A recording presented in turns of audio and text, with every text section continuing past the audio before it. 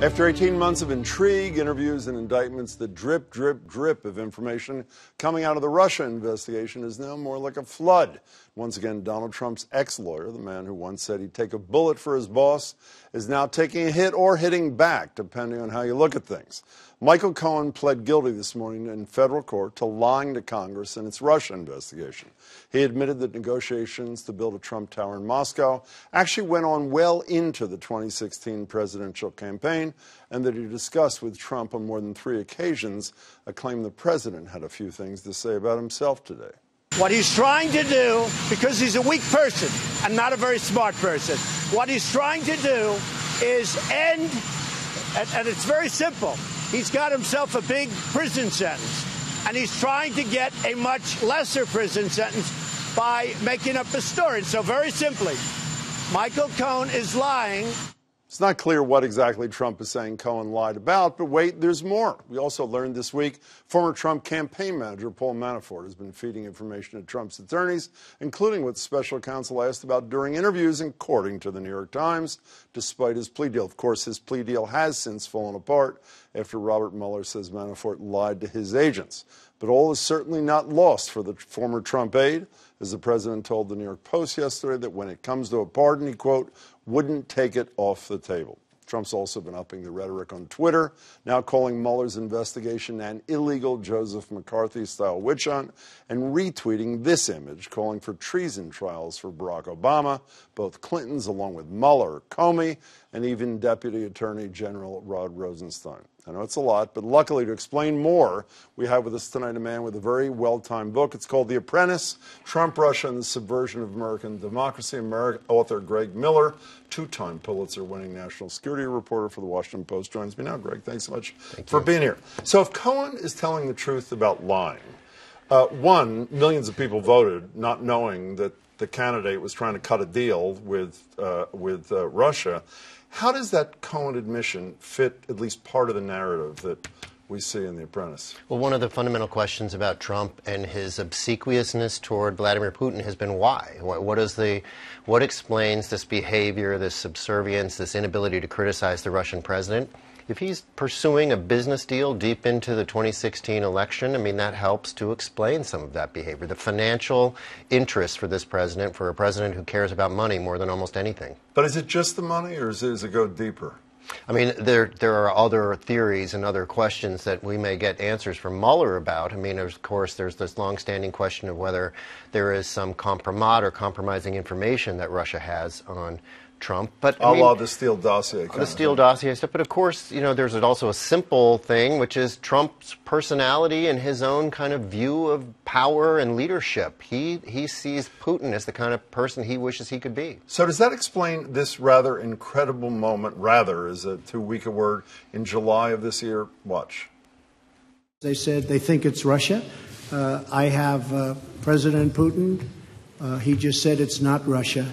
I will say this. I don't see any reason why it would be. I have great confidence in my intelligence people, but I will tell you that President Putin was extremely strong and powerful in his denial today.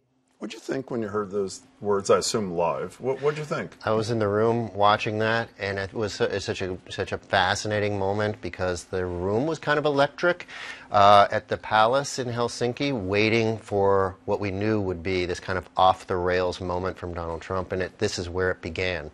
I mean, he goes from there into launching into a much lengthier and much more animated kind of diatribe against all of his tormentors, including the press, including Robert Mueller, including Doesn't he say, as you mentioned, that he beat Hillary Clinton yet again? Doesn't he say even there that he beat her by a large margin? Absolutely. And that sort of Yep. You know, what's also come up in the last couple of days, obviously relating to this whole Russia thing, are 2 alleged answers from Donald Trump to the Mueller team, where he says, based on his recollection or whatever caveat he adds, I didn't know anything about the WikiLeaks stuff in advance, and I didn't know anything about, is it June 9th was the meeting? June 9th, Trump Tower meeting, yep. Does that pass the laugh test for you, either of those? I mean, there's a good reason to be suspicious of his assertions, and the more we learn and the more Mueller brings forward evidence like we saw today, I mean, these accounts and these statements from Trump seem increasingly problematic. I mean, it's now, my paper reported this week that Trump was having frequent middle-of-the-night kind of phone calls with Roger Stone during the middle of this sort of WikiLeaks interaction. Why would Roger Stone not mention this to the... But does that help close? The paper didn't report what the content was, did it not? But that there were late-night conversations. Does that help close the WikiLeaks connection, in your estimation? I mean, that's where Mueller is really driving this. I think there's sort of two pinchers closing in on Trump now. One is financial. One is his financial entanglements with Russia. The other is the WikiLeaks, which is the other part of this conspiracy.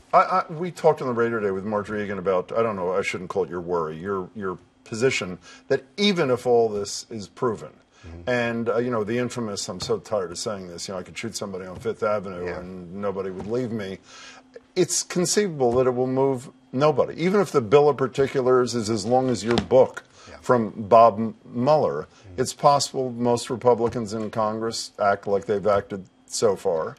And it's possible the American public continues to be locked in the spots they're currently in. Is it not? I mean, that's what Trump is trying to achieve. That's why he's attacking Mueller almost every day now on Twitter, lashing out. This is McCarthyism and so forth, laying the groundwork for people to not believe what Robert Mueller delivers. One of the many things I learned in your book is the Jared Kushner back channel thing. Could you briefly tell what he was trying to do? Well, I'm laughing. I think the Russians were even laughing about this one. I mean, Sergei Kislyak, the Russian ambassador, goes back, and the reason we know about this is because the Russian ambassador reports to his bosses at the Kremlin, guys, you're not going to believe this, but Jared Kushner just asked if he could come into our embassy, use our secret communications gear to have a conversation with Russia.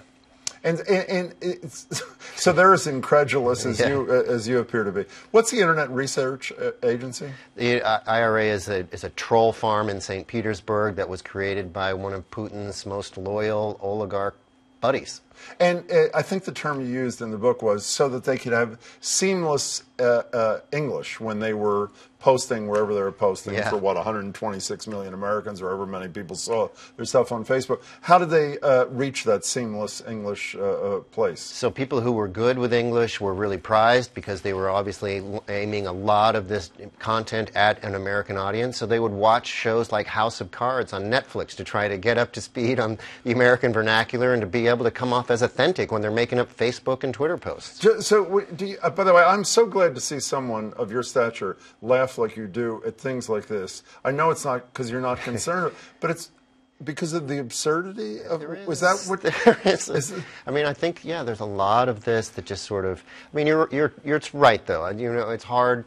I mean, there's real damage that has accrued here, and Russia's attack on the United States was so effective that there's nothing to laugh at there. But aspects of this whole episode are just so hard to understand without kind of laughing at it. Mueller, a lot of people, we had Chuck Todd on the radio today, and he says, like many people say, 3 days in a row, as you just mentioned, of assaults on Twitter suggests that the president believes Mueller time is just around the corner. Is your estimation that he will reach all the way up to the Oval Office, or how far do you think Bob Mueller goes? I have a hard time really predicting. Given what I do for the Washington Post, it's really risky for us to sort of speculate on this stuff. But man, we've learned a lot each and every time he's dropped a document, and I can't imagine that after all this time, with all of these interactions with so many people around Trump, that he's not going to tell us something new and significant about Trump's own connections to WikiLeaks, to the Kremlin, to financial sources of money coming from Russia. Greg, before you go, on a totally different note, you were one of the co-authors in the Washington Post of the story that everybody in America read about the CIA concluding that the Crown Prince in Saudi Arabia ordered the killing of your colleague, Jamal Khashoggi. When the Senate had a hearing, I guess it was yesterday, on this, the woman who heads the agency that concluded that, Gina Haspel, did not show up, upsetting even some sycophantic Trump supporters on the Republican side. The administration said, of course, they didn't block her from coming. Does that pass the leftist? No. I mean, we've seen not only Trump, but the defense secretary, the secretary of state really try to undercut the CIA's position here. The CIA reached a conclusion that Mohammed bin Salman was behind this execution, and the Trump administration has done everything it can to try to suppress that. And when we remember Trump going to the CIA on day one, day whatever it is, 2 years plus, when they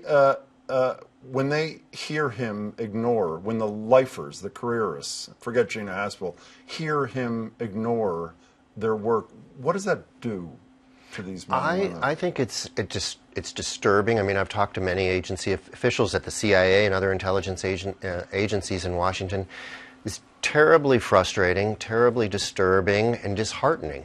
This is their life's work to when the United States spends $50 billion plus a year putting together world-class intelligence, and then to bring it to the White House and to just sort of have it dismissed out of hand as things that the president just doesn't care to believe, I think it's hard for them to accept. Your book is fabulous, by the way. It's a pleasure. Thank you. Greg. Thanks so much. Really appreciate your time. Greg Miller. The book again is The Apprentice, Trump, Russia, and the Subversion of American Democracy.